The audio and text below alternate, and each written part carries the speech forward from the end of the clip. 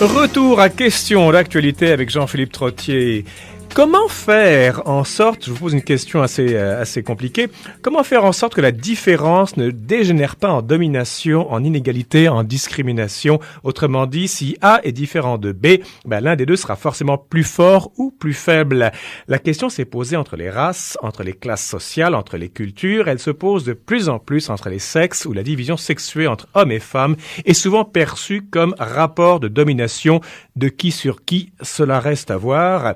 Quoi qu'il en soit, une théorie dite du genre a pris le problème à bras le corps et a trouvé la solution un peu trop magnifique, dangereusement magnifique même, supprimer la différence sexuelle fondée sur l'homme et la femme sous l'appellation de personnes. Donc il n'y aura plus monsieur un tel, madame une telle, ça sera des personnes sans plus.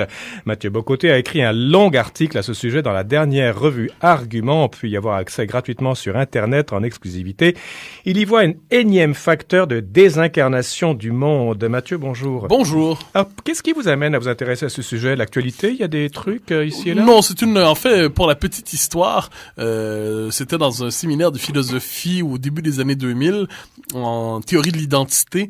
Et il fallait choisir un sujet où je m'étais intéressé aux conceptions néo-féministes de l'identité. J'avais découvert cette théorie du genre, les queer studies, les queer theories et ainsi de suite. Parce que genre et queer, c'est autre chose, hein? Le queer studies est une version radicalisée de la théorie du genre, pour le dire ainsi.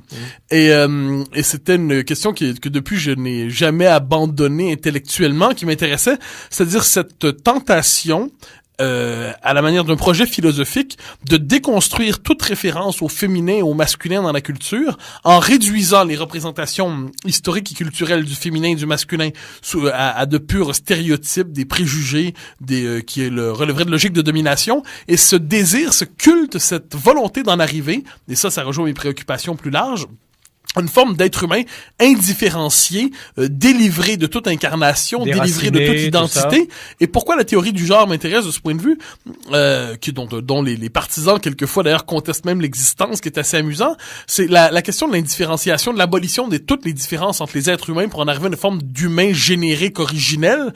En tant que tel, ça m'intéresse. C'est une forme de désincarnation propre à la modernité. La différence sexuelle représente, d'un certain point de vue, le dernier obstacle à cette humanité indifférenciée. Nous naissons hommes ou nous naissons femmes. Et la théorie du genre dit nous allons réussir à abolir cette dernière empreinte de la nature dans le social. Je crois, pour simplifier un peu, il y a quelque chose. C'est que le sexe est un donné biologique. Moi, j'ai un pénis, madame Intel a un vagin, et puis c'est ça qui nous différencie au point de vue strictement biologique, et tout le reste, le genre serait social, culturel, imposé par une classe sociale selon certains intérêts. Exactement. Autrement dit, il n'y aurait aucun acquis historique, aucune expérience historique légitime du féminin et du masculin. Il n'y aurait, et en dernière instance, à quoi il faudrait aboutir, c'est une humanité où nous ne serions pas marqués par notre identité sexuelle, donc les individus se présenteraient au-delà de leur sexe, donc au-delà de leur genre. Au-delà de leur genre, ça veut dire donc quoi? Vous ne seriez ni homme ni femme, vous seriez ce que vous choisissez d'être. Je ne serais ni homme ni femme, je serais ce que je choisis d'être. Un cyborg? Non, mais en fait, ou un mutant. C'est-à-dire cette idée... Un trans? Oui, mais la figure mais un trans sans être complètement trans au bout pour garder l'ambiguïté. Vous noterez qu'à l'intérieur de la théorie du genre, la question des trans est très importante, parce que, bon, évidemment, tous en conviennent, ceux qui sont les transsexuels, ceux qui sentent, pour le dire d'une manière simple, leur âme étrangère à leur corps, ceux qui sentent qu'ils ne sont pas nés dans le bon sexe. Puis bon, on devine que ça crée des sous-catégories, des douleurs psychiques immenses. Je veux dire, sentir qu'on n'est pas né dans le bon corps, ça doit être dans le bon sexe, ça doit être quelque chose de particulier. Et c'est une catégorie très très infime de la population, mais pour laquelle on doit avoir la plus grande empathie possible.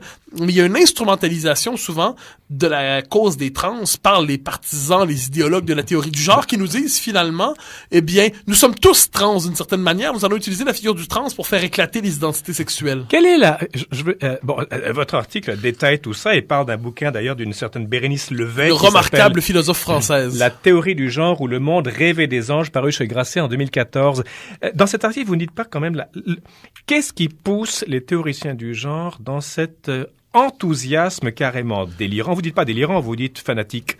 Vers l'effacement des différences. Quelle est la pointe morale? Quel est le but?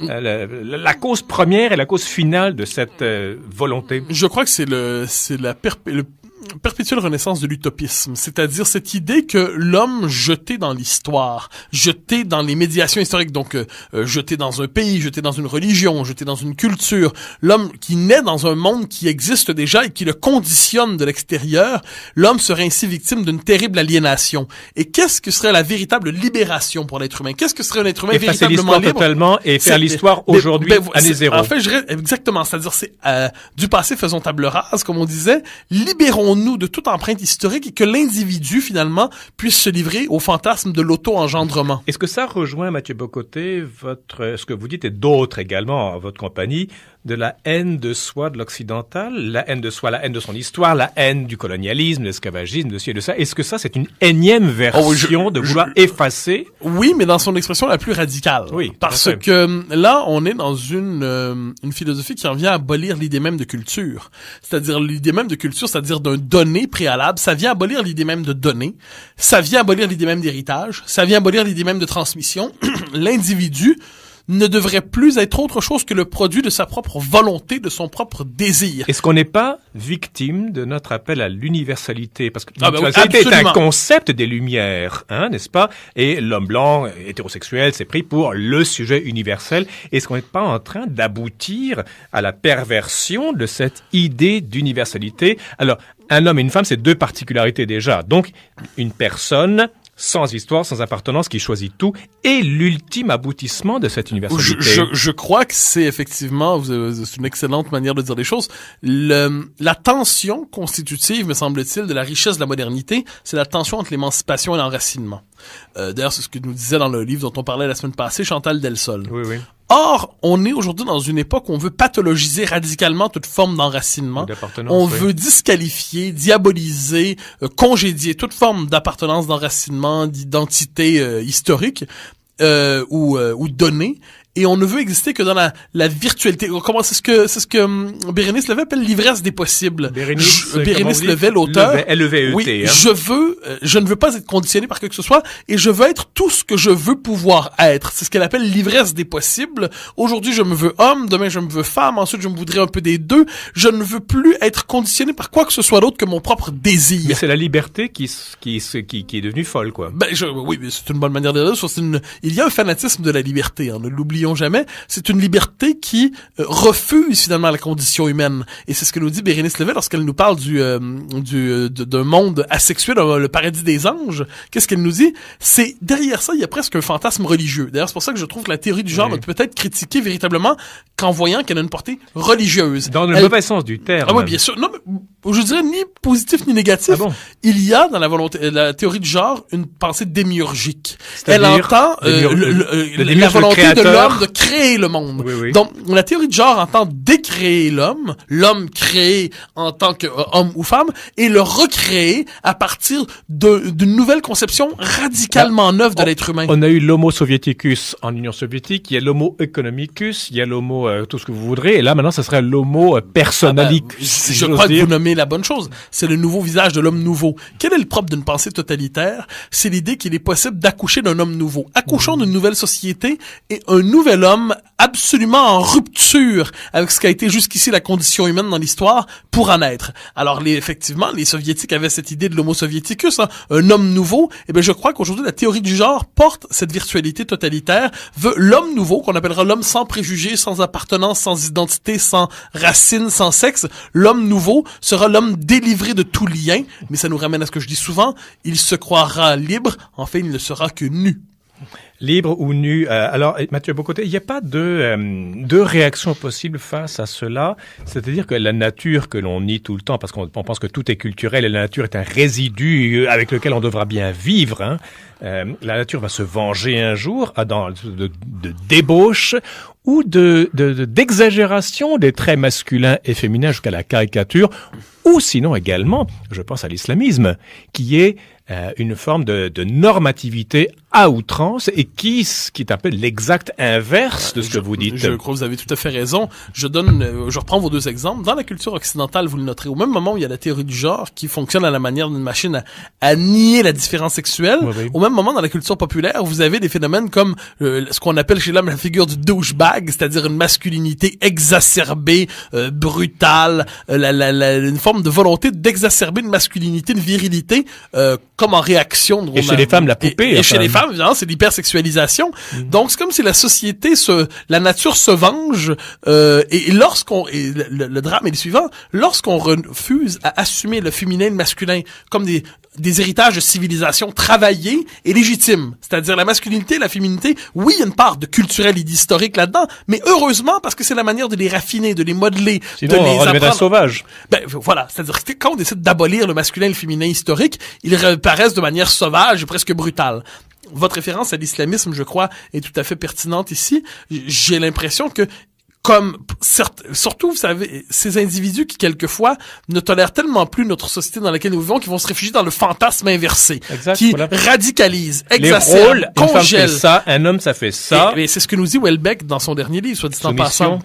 Dans Soumission, lorsqu'il nous dit plusieurs occidentaux, évidemment, ce scénario un peu imaginé, mais il nous dit, on est en 2022, puis il nous dit plusieurs occidentaux étaient prêts à se convertir à l'islam parce que dans une société qui était tombée dans l'indifférenciation avachie, on retrouvait dans l'islam radical la possibilité d'une société très très très codifiée qui redonnait à chacun un rôle. Et ce que je me demande, c'est n'y a-t-il pas moyen dans la civilisation occidentale en elle-même de retrouver sous le signe de l'égalité et de la liberté, dans le respect fondamental de l'émancipation féminine, n'est-il pas possible de retrouver le masculin et le féminin, tout en les conjuguant à l'égalité démocratique? Me semble-t-il que ce serait un chantier de réflexion beaucoup plus intéressant que l'abolition des sexes. Vous pensez pas, ça c'est Admedada, Mathieu Bocoté, c'est que la femme a pris la parole depuis un siècle au moins, et c'était très bien. Il serait temps que l'homme la prenne lui-même en tant qu'homme et non pas comme sujet universel. Oui, dans un entretien que nous avons réalisé où on inversait les rôles, c'est-à-dire où je posais les questions oui. Et vous répondiez, publié sur mon blog du Journal de Montréal, vous disiez, c'est une chose très importante, je crois, dans votre pensée, et je me réapproprie cette idée que la parole masculine en elle-même mérite d'être entendue. Exact. C'est-à-dire, c'est l'histoire du sujet occidental, c'est quelquefois l'homme se prend pour le sujet universel, donc il oublie sa propre identité particulière. Exactement. Alors, de quelle manière l'homme peut-il redécouvrir sa propre parole? C'est un tout autre chantier dans lequel je ne m'aventurerai pas aujourd'hui. C'est mon chantier à moi, Mathieu. Mais il y a très certainement quelque chose d'intéressant ici. La différence sexuelle, autrement dit, ne doit pas se passer simplement par une réflexion sur le féminin, mais aussi sur le masculin. Ce qu'il y a de propre au féminin, ce qu'il y a de propre au masculin, c'est une réflexion intéressante. Mathieu Bocoté, vous citez Judith Butler, qui est la grande prêtresse de la théorie du genre, oui. des grandes prêtresses.